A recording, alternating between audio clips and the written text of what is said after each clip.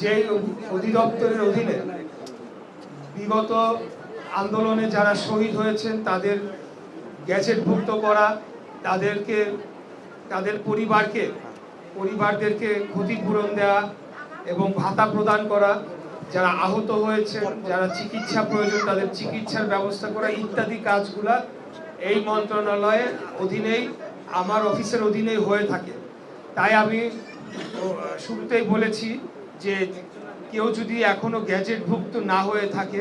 বা শহীদ হয়েছেন এরকম যদি তথ্য আপনাদের কাছে থেকে থাকে, আপনারা দ্রুত তাদেরকে যোগাযোগ করতে বলবেন। স্থানীয় ডিসি মাধ্যমে যোগাযোগ করলেও হবে, অথবা আপনাদের সংগঠনের মাধ্যমে যদি আমাদের মন্ত্রণালয়ের কাছে এই তথ্য আসে আমরা তখন সেই ডিসির কাছে রেফার করে দেব এবং তাদেরকে যাচাই বাছাই প্রক্রিয়ার মাধ্যমে গ্যাজেটভুক্ত করার উদ্যোগ আমরা গ্রহণ করবো ইনশাআল্লাহ। প্রিয় উপস্থিতিবৃন্দ, আপনাদের সাথে আসলে বারে বারে আমি আসি এই কারণেই যে আপনারা মেহনতি মানুষ, আপনারা খেটে খাওয়া মানুষ, আপনারা অত্যন্ত অক্লান্ত পরিশ্রম করে আপনাদের পরিবার পরিচালনা করেন এবং এই কারণে আপনাদের প্রতি আমার একটা আলাদা একটা মায়া মমতা এবং আপনাদের প্রতি একটা দরদ আমার সবসময় আলাদাভাবে কাজ করে।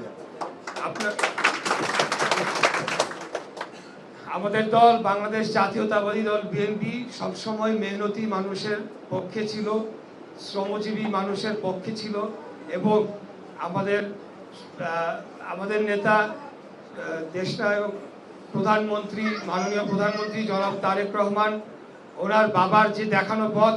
সেই দেখানো পথ ধরেই এবং পরবর্তীতে আমাদের মরহুমা নেত্রী বেগম খালেদা জিয়া, উনি দীর্ঘদিন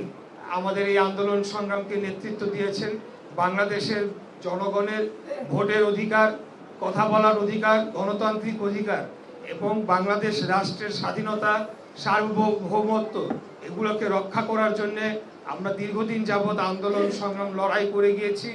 আমরা যেন আমাদের এই আদর্শ থেকে বিচ্যুত না হই। বাংলাদেশের জনগণ আমাদের প্রতি যে আশা রেখেছে, যে প্রত্যাশা জনগণের রয়েছে, সেই প্রত্যাশা যাতে আমরা সামনের দিনে পূরণ করতে পারি।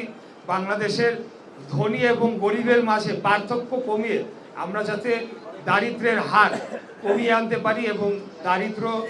শূন্য আমরা বাংলাদেশ যাতে আগামী দিনে করতে পারি, সেটার জন্য আমরা এখনই একটা ভিত্তি রচনা করতে চাই, যাতে আগামী দিনে আমাদের দেশে দারিদ্র সীমার নিচে কেউ বসবাস না করে কোনো পরিবার।